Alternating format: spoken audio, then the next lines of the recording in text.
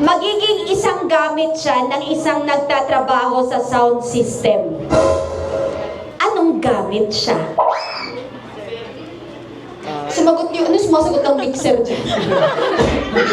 Anong gamit si ate? Mixer.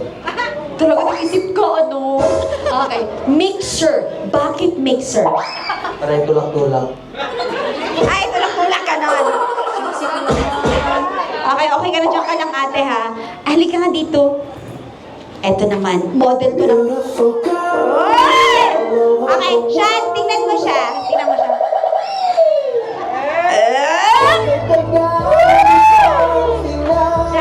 Sean.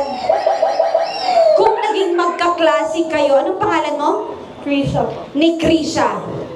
Anong gamit sa school ang ipapahiram mo kay Krisha, Sean?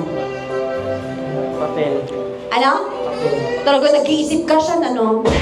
Bakit papel? Wala ka na nakuha sa buhay. Okay. Yung number 1, si Mary Joy, na noodles ang pwedeng may offer sa'yo. Pangalawa, yung nanghihilot ng paa. Pangatlo, yung nakaputi.